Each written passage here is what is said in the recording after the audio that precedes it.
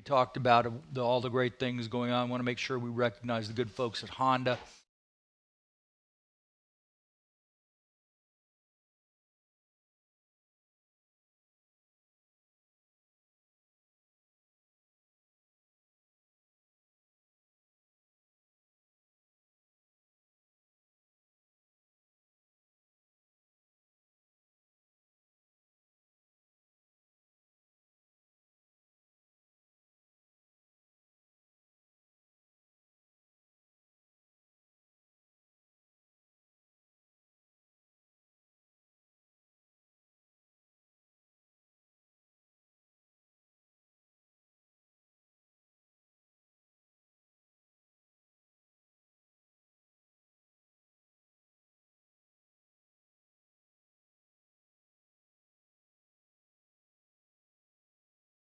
A little bit because he.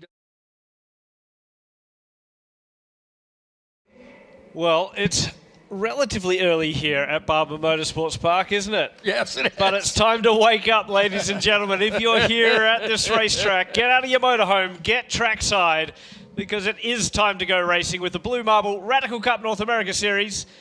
And 30 cars still trundling out of pit lane, would you believe? And behind that beautiful Racing for Children pace van, as we've decided it is. So there will be 2 pace laps, as there was yesterday in this race. It is a sprint race, a 40-minute long sprint race. Of course, this evening's race, which is at 5 o'clock, will feature a pit stop. This one, though, straight through. So hopefully, unlike yesterday, we'll get green flag conditions all the way through this one. Richard Girosha, who caused that turn 1 incident yesterday, had a fair bit of damage to his car, just frustrated, with himself, and obviously not looking to repeat that. Look out for the number 29 car right at the back of the field, as well as car 20. Austin Riley, racing with autism, and he's not just a champion of awareness for autism, but a tremendous young driver with a lot of talent. Won the Canadian Radical Cup Series last year. So he is a reigning champion and will be looking to carve his way up through the field. So let's go to the grid, and we'll start at the pointy end of the field. Interestingly enough, it wasn't the winner of yesterday's race who will start from pole position. It's Steve Jenks in the 68 machine for Group A Racing, and Steve with the fastest time in yesterday's race. It was the lap times in yesterday's race that will start, or that sets the grid. Judd Miller alongside him, of course, won the Platinum class yesterday. Robert Rossi starts from the second row of the grid with Indy Al Miller, our reigning Platinum class champion.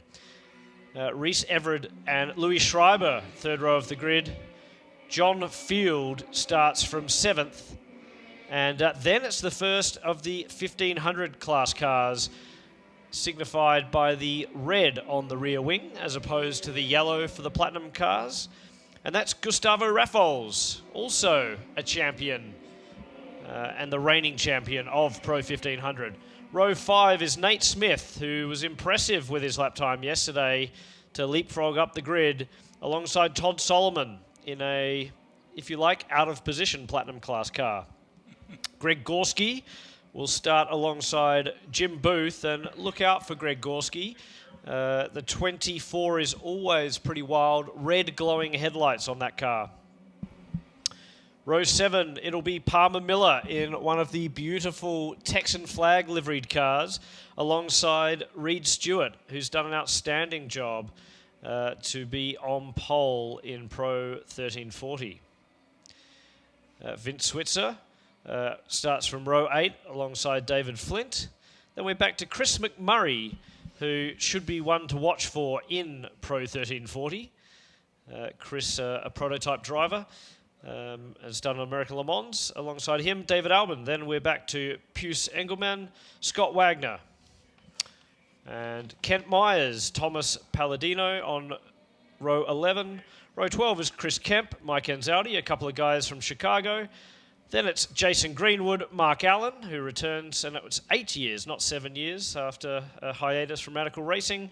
Jason Plotke, PJ Hyatt, Richard Girosha, who we talked about, and Austin Riley will be right at the back. He said, there's one good thing about starting at the back. I can't get rear-ended in this one. I said, well, mate, anything can happen. So the cars are bunching up. They are looking pretty good there as they round the final turn. We will be looking for a green flag this time round.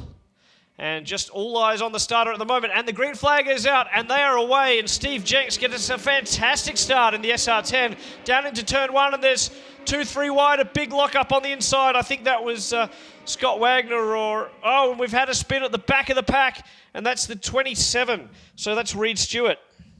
So from hero, if you like, in that class to 0, he's had a spin in turn 1 as all the cars now stream around turns 4 and down into the hairpin, and again side-by-side action from the Blue Marble Radical Cup.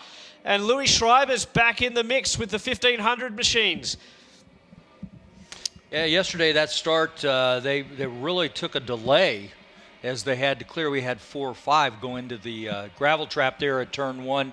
And when you have that many cars stuck in there, and it really taxes the team, the recovery team, which does a great job here. But my gosh, when there's that many, but number 27 back on just now going through Charlotte's Web.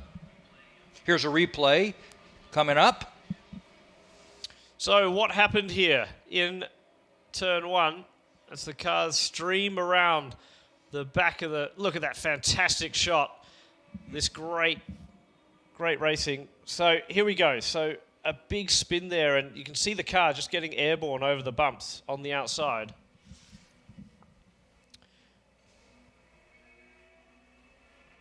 And the car's streaming around now to complete lap 1, and passing going on right at the front of the field, and there's contact again. Judd Miller off the racetrack into the gravel trap.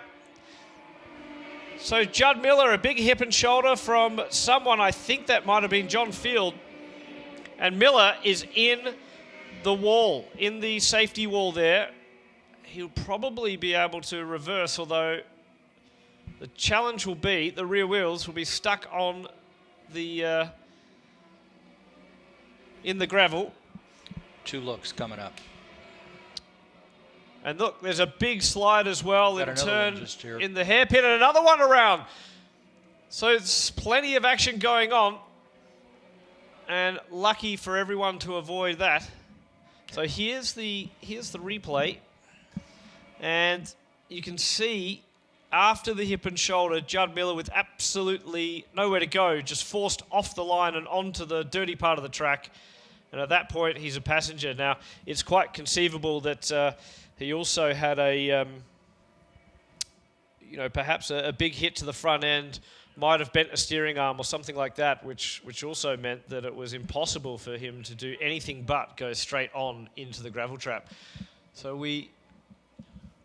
Yellow's come out. And you've got one still stuck in Charlotte's Web's gravel trap. Well, that was an amazing sequence of action here in the Blue Marble Radical Cup.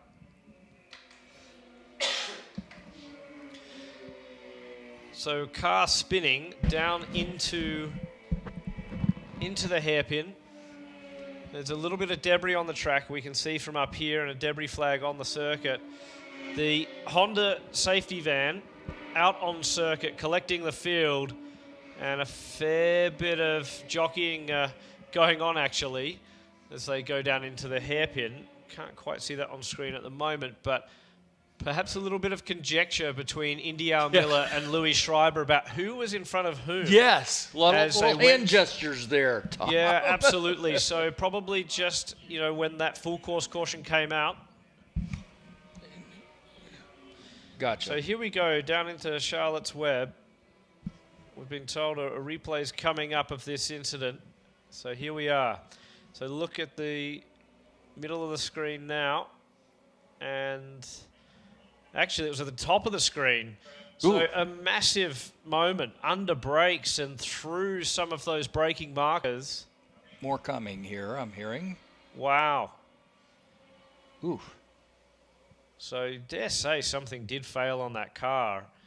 It just and then another spin from behind, which is a strange one. Almost wonder whether there was some kind of fluid on the track or something, because the second car that spun, I mean, if that was a sympathy spin and another one spinning as well. So whether these guys had sympathy spins because they saw the car in the gravel trap and were trying to react themselves, or more likely there's some fluid, something on the racetrack, I think from the first car. Perhaps a rear brake line failure, something like that, and leaving some brake fluid on the racetrack, and then the drivers behind coming to grief on that fluid. Never a dull moment here in the Radical Cup. It is always exciting, and again, one of the best places to watch is always that notorious Turn 5, which we affectionately refer to as Charlotte's Web due to the large spider structure behind it. Well, so it was interesting yesterday. A number of the guys in the SR10 cars were a bit surprised at Judd Miller's speed in that SR8, and now it is going to be a four-way fight of the top SR10s. So it is Steve Jenks who is on top of the leaderboard there, and cars trundling slowly down the main straight now. But Steve Jenks from Robert Rossi in the 611, and then we're back to Indy Miller, who has decided that he was rightfully third. Louis Schreiber behind him in that stunning white and blue car. Al Miller and Louis Schreiber have a fantastic relationship off the track and a great rivalry on it. So look out for fireworks between cars sitting third and fourth on the racetrack. And then we're back to John Field, I believe, in the 37. Now, I think it was Field that may have given poor old Mr. Miller, and that's Judd Miller, a bit of a hip and shoulder through turn one. In fact, John had been quite aggressive all week through turn one. And wouldn't be surprised if there's a little bit of a ramification from that altercation, because that was certainly a pretty big hip check, and obviously Judd Miller's race is done and dusted. Yesterday's winner being, I think, absolutely yesterday's winner out of the gravel trap, and of course that creates its own problems. You can see the gravel that it collected just being pulled out, and it has a little bit more around it. So I promise you. Miller inspecting that car, yep. And I think they're waiting for a flat toe, are they? So it's a shame that he hasn't been able to keep going, but that you could see the nostrils on that SR10, the big openings in the front full of gravel, and the fear would be that you've punctured a radiator, that you're going to do more harm than good by getting going again, or on the SR8 rather. So, well, over in Charlotte's Web, they pulled the car out. He's got some damage up front, and they're telling him to just stay for a minute before they, because he doesn't want to move that car much. When he started to go under his own power and go forward, you could see the front quarter panel flare up from the damage. So as the cars stream down the front straightaway, we'll just pick up who the leader is in Pro 1500, and that is Gustavo Raffles. So Raffles has done a solid job of staying ahead of his class rivals. Like we mentioned yesterday, these touring laps under the safety car never fun for racers. Just always concerned that the temperature in the hand-cooked tyres is being depleted, that you're not really in your rhythm, you're just trundling around at what seems eternally slow in these super fast downforce prototypes. While we've got this moment, perhaps we can give people some insight. We heard a couple of race fans come up yesterday and ask just what is a radical sports car? What is a radical? And so radical sports cars, all built in England out of a small factory in Peterborough, and celebrating its 25th year. So an amazing milestone for a small manufacturer in England that has a global reach with racing championships all around the world. In fact, it's really only the only other manufacturer other than, say, Porsche, Ferrari and Lamborghini to have Cup Series on multiple continents. Mm-hmm. And racing going on this weekend in Australia, in Asia as well. Just completed the first round in the UK of 2 championships over there, and racing in the Middle East and all across Europe as well, and of course up in Canada. So radical sports cars prevalent at just about every racetrack around North America, and certainly at all of the premier country clubs. A number of drivers coming from all over this great nation and up in Canada to compete. We've even got a British driver in Rhys Everett over here competing, and Rhys is a newbie to radicals, but you wouldn't know it. He's been exceptionally quick. In fact, he was on the pole for 1500 for this race. So started 5th on the grid. Oh, we see the flat tow truck over at Charlotte's Web to pick up. They initially thought they were going to be able to rope tow it out, and they did get it out of the gravel. But when he went to go forward, the damage showed, and it became very obvious that wasn't going to be wise to try and drive out on his own. So number 58 was in pit lane or in the pits, but that's David Flint. So he's going to go back to the back of the pack. Now, hopefully, he's not getting lapped by the field. The fear would be that he's now gone a lap down. Perhaps he was trundling through pit lane just to get the crew to have a look at the car, but hopefully he hasn't gone a lap down now that the train of cars has passed him. A fantastic shot there of all of the IndyCar pit lane paraphernalia.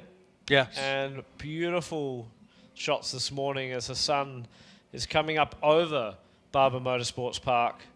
The Turn 1, Turn 2 complex, always creating a bit of excitement. Very short braking zone in Turn 1 with these high downforce cars. And so that's what sort of induces some of these incidents, because really the car in front does not have a lot of time to react if someone pops late. Mm-hmm. Well, they got the car out of Charlotte's Web on the flat tow truck. You can see the cars just streaming there down from Charlotte's Web down towards the museum chicane. And a great train of these cars, I guess 28 odd cars now, after those 2 cars being recovered. But a great turnout for round 1 of 6 of the Blue Marble Radical Cup. We're next again with IndyCar at Road America, and then off to Watkins Glen with Formula One historic Masters. Yeah. And after that, the season completes with Utah with USAC, as well as COTA with USAC and some of the Road to Indy program, and then finishing the year in California in wine country in Sonoma. So that's nothing wrong with the wine country trip. No, it seems like a good place to have a banquet, doesn't it? Really? It does. Yeah. And it is. Believe me, if you've been to Napa and Sonoma and you go right by the racetrack when you head into that area. But it's really fascinating to watch these cars. Now they have extricated the car out of the gravel trap, and they're just waiting for the flat tow truck to get off the track, if you will. And we'll be ready to go back. Of course, the safety car has just crossed the line again, so we'll go one more lap under yellow. But I'm sure all of these drivers will start to get the radio calls that the track looks clear, that it will be time to go racing. So a 40-minute race is going to turn into a 23-minute sprint race. Oh, yeah. But I will tell you, folks, this is fun racing. It's basically a very unique spec series because you have 3 different types of cars. And this is not something that's just popped up. This is the second time here at Barber, I believe. And the last time, well, maybe we had 20 cars. Look at this. The field has grown by leaps and bounds. And the more you see it, the more you're going to see in participants, I'm sure. And it has a worldwide following due to their fine job of marketing this. And I'm thrilled, and Tom was educating me yesterday, and I started picking up on it, the livery of the cars. These guys have obviously have a good sense of racing and sense of humor. One of the cars is decked out like Superman. And you told me there's a Batman car, I noticed yesterday. And then just a lot of fun. This is, I think the key word here is fun. These guys are having a great time. Absolutely. Racing hard on the track, having a lot of fun off it. In fact, a few competitors just making that note last night, that lifelong friendships created here at the racetrack, racing in the Radical Cup Series. And it really is fantastic to see drivers from America go and race across in Europe and in England, and likewise guys from all around the world racing the world in radical sports cars. But at the moment, it's time to return our eyes to the track here at Barber Motorsports Park, because the cars are coming around and Steve Jenks is bringing the field extremely slowly back to the final corner. So when does he roll on the throttle? About now, I'd say. Steve Jenks in the 68 Group A racing machine will take the flying green flag as we get going again, and Indy Miller already popping out. So have a look and say, Mr. Rossi, I'm coming. The champion is behind, so we'll look at further back at the pack, and everyone's getting through cleanly down through turn 1. Rossi has been passed around the outside. Indy Miller's made it stick in turn 2. And now he's under all sorts of pressure down into the hairpin. So you can see there the blue and white car of Louis Schreiber with John Fields sticking a nose in as they head down towards the chicane at the museum. John Field will have to be careful, have to back out. But great racing from the SR10s at the front of the field. And plenty of good racing as well further back in the pack. So out of museum, they go. And this awesome shot now on screen. You can see the speed of the cars as they ride through those high-speed chicanes and up and over the crest of the tunnel.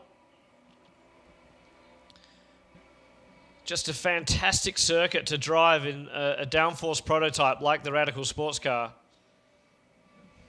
So as they come to complete another lap with just under 20 to go, 20 minutes that is, it's Indy Miller has found himself in front of this field. So what has happened to Steve Jenks on that lap? Somehow Indy Miller is on a charge because Jenks had led the field to the restart and now finds himself in second. Unbelievable job from the 500 Blue Marble machine of Indy Miller, our reigning Platinum Class champion, is showing why he is such. As further back in the pack, we have a little bit of a look. There was a touch indeed between Gustavo Raffles and that's Reese Everett in the 61 machine. That's vying for position. The two front runners in the 1500 class.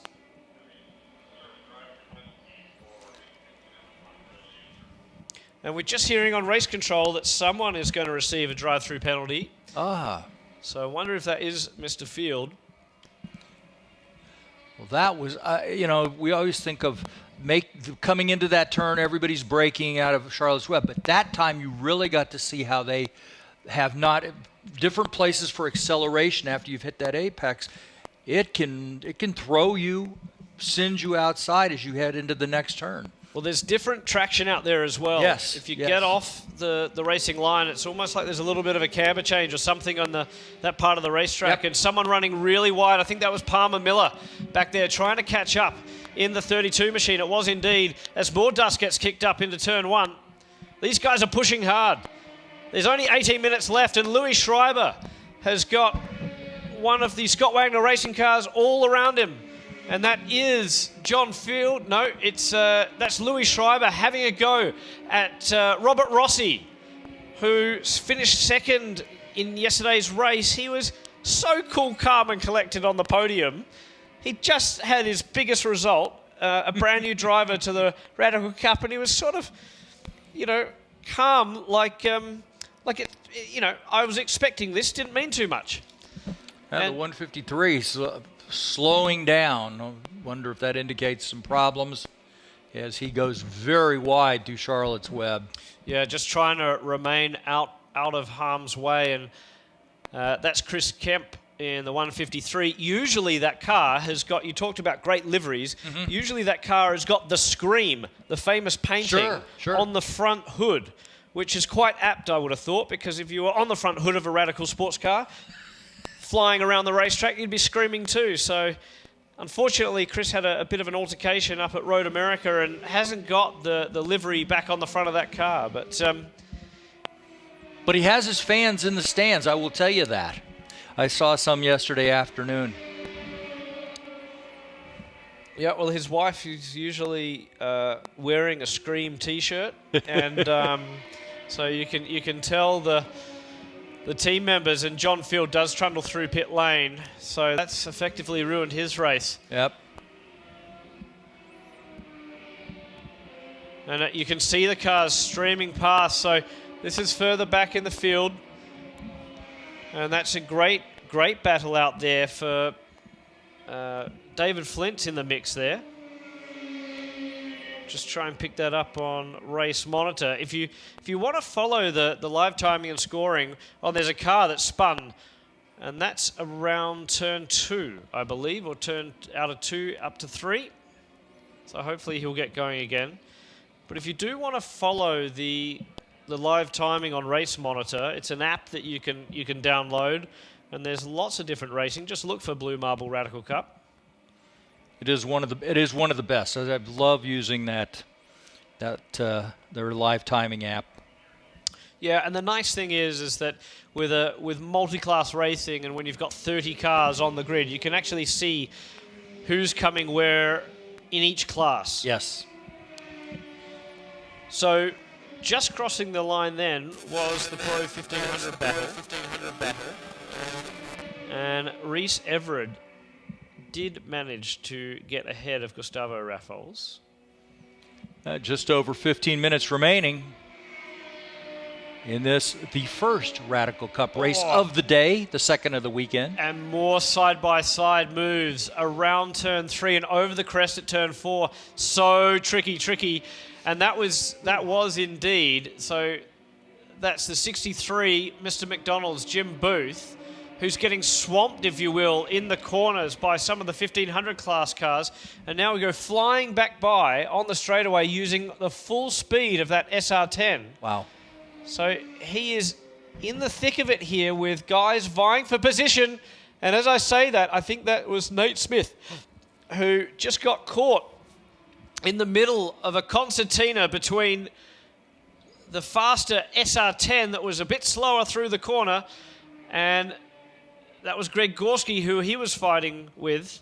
So Nate Smith, that's for the third step on the Pro 1500 podium, and Smith getting all out of shape there. Big plume of dust getting kicked up over the crest. Yes. Everyone pushing hard, running a little wide.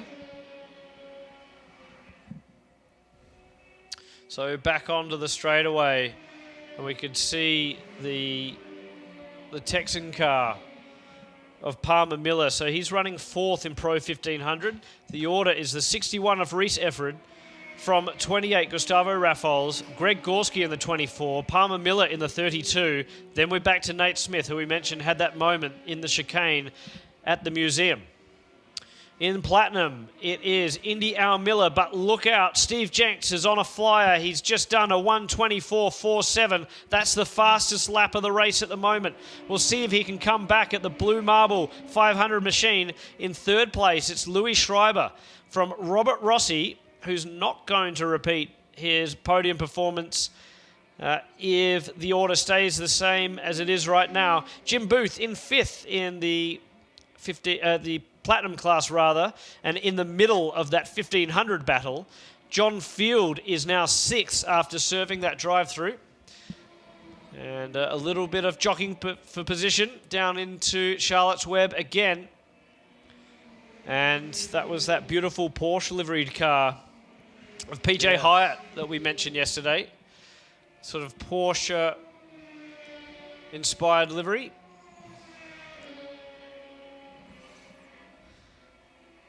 So good battles between the classes. In Pro 1340, Chris McMurray, who I said was one to watch, the 200 machine is leading that race. He's done a pretty quick lap time, a 1:28.8. It's not the fastest of the class, but it's certainly been enough to put, and as I say that, curse of the commentator, he's just done a 1:28.2, so McMurray now is fastest in class and leading the Pro 1340s from Vince Switzer, his teammate from Crown Concepts and Apex Country Club in Arizona. Then it's David Albin, who is looking for the third step of the podium from Mike Anzaldi in the number one machine.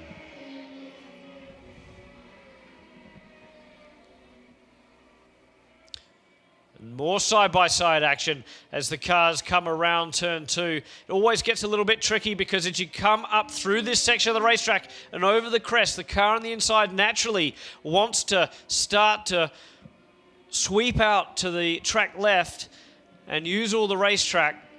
And if you're caught out to dry on the outside, it can get a little hairy. And then down through Charlotte's Web. And again, talk about hairy. Yes. And that was PJ Hyatt getting shoved out wide, and the same thing, that long duration hairpin. Yes. It almost feels as though it tightens up when you're in the racing car, and so as you track out there, if you're on the inside, you want to unwind the steering wheel so that it allows you to get back on power. And of course, if you're on the outside of someone unwinding the steering wheel, you've got nowhere to go but the grass. At first, I thought he was going to go wide and then sweep under the car beside him, but no, he was drifting out, as you just said. And again, for those of you, we were talking about the Porsche livery-colored entry. That was the car that took off. He's now on the back stretch. Oh, someone running wide there up over the crest, and that was Indy Al Miller. So I just wonder if Indy Al Miller's made a mistake. We'll wait and see as the cars come through. But I think we might have a new race leader, folks. Steve Jenks in the 68 machine for Group A Racing. Alden Hearing was putting a lot of pressure on car 500. And as they come down the straightaway, it is indeed the 68 who is leading the race. So young Jonathan Scarillo, who runs the Radical New York operation, will be jumping about in pit lane because his driver is P1 in the Platinum class, and for that matter, leading this race outright. That means there's two Group A cars now leading this race and just clearing a back marker, if you will. Jason Greenwood was the 68 of Steve Jenks. So you can see there that the back markers will play a role in this race as we've got 9 minutes left on the clock. The Platinum cars with all of that horsepower, 425 brake horsepower, 380 foot-pounds of torque from a turbocharged, radical, re-engineered EcoBoost 4-cylinder. And they are streaming up through the back of the pack of this 30-car field. So all of a sudden, it's a bit of a game of chess. You've got to make these moves cleanly if you're a front-running car and not get stuck in the middle. of someone else's race. I was just trying to pick up who that was passing around near the Honda signage there. Couldn't quite make it out. It's a good battle. So that's the 61 followed by the 58. So interestingly enough, I'm trying to pick up where our second in the 1500 class is. Because at the moment, Reese Everett has got a fantastic lead over, and we just saw Raffols go through screen. So the black car with the blue streaks is Gustavo Raffols, our reigning champ, and he's just cleared Greenwood and will come out of Charlotte's Web now. You can see him middle of screen. There he goes. That's P2 in the Pro 1500 class. So he's got some work to do if he's going to catch Reese Everett. Between him is David Flint in the 57, and I think he did go a lap down. He's running 21st overall at the moment.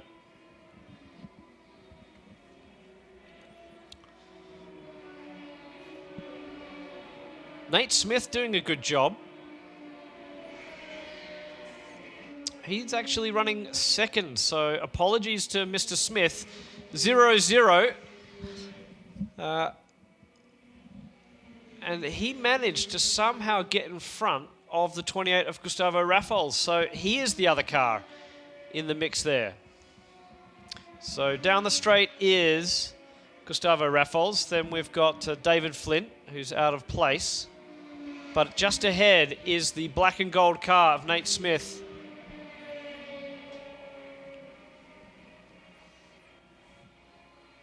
Just trying to get an actual visual on that car.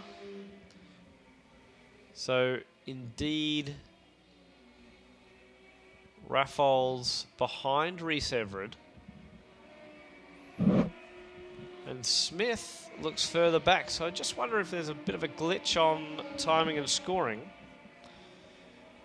Yeah, definitely on the tower. So the tower is not quite correct with the order, because Nate Smith is running back in 5th. So that's what was confusing me.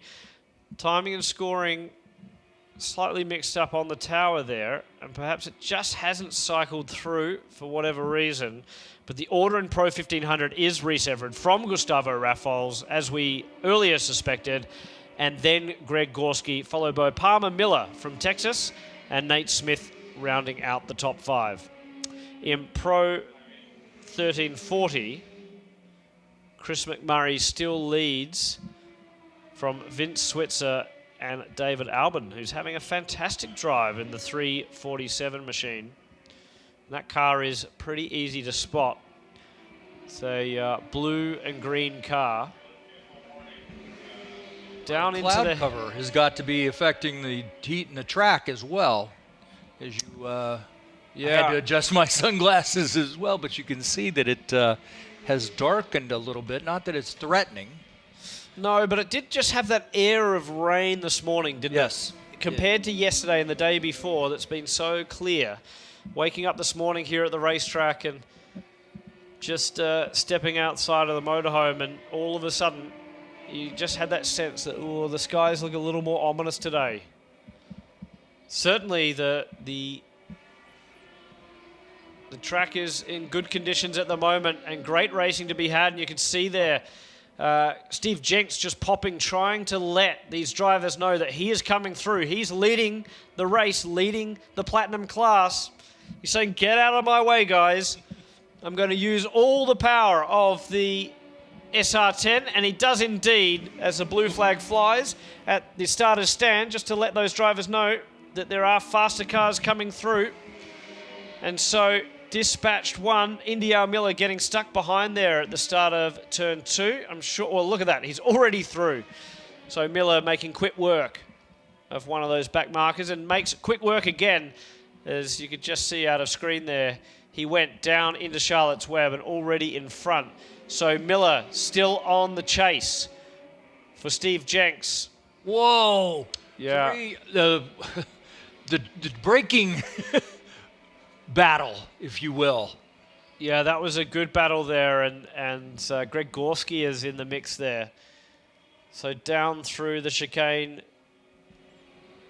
near that stunning museum. And folks, if you haven't been to the Barber's Museum, you must get there. It is just the most amazing array and history of motorcycles. Every single derivation, if you will, of motored bicycle, right up until racing bikes. Yes, and we've got a car on the exit here. Right now, I think that is the Cock Oil sponsored car of Greg Gorski. Right.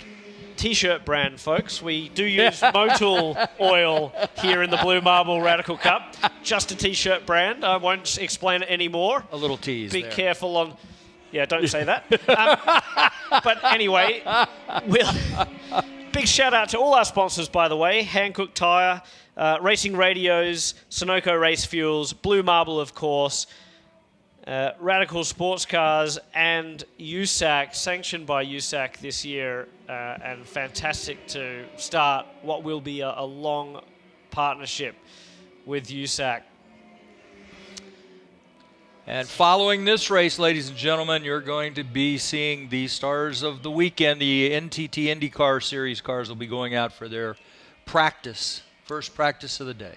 Well, this wasn't a bad warm-up, was it? Oh, this was a great warm-up. Look at that. So, a car going slowly through there, but we just saw the leaders. We're under 2 minutes to go in this race, so around about 2 laps to go, I would say.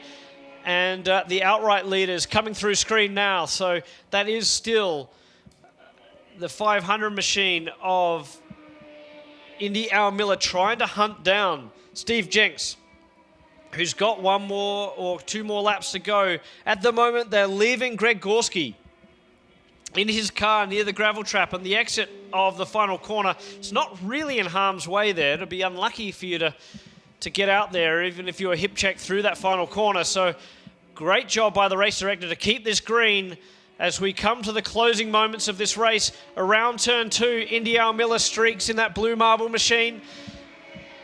And then we're back, further back to Louis Schreiber, that was. And I think behind him, hunting him down, is Robert Rossi, who's thinking to himself, I want to get back on the top step of the podium, and he's closed under brakes there. So there we go. That's Indy Al Miller, who's hunting down the car, the 68 of Steve Jenks, who's stepped up from Pro 1500 to the Platinum class. Then it's Louis Schreiber. And then over the curbs goes Robert Rossi. Sorry, mate. No. Flag stand has the white flag in hand. Going to be showing it to the field here momentarily. Still waving the green flag. As we see, so we're going to get lucky here. We do have another lap. So the clock has gone down to 0, but what do we... He's got the white flag in one hand and the checkered flag in the other. Indeed he does.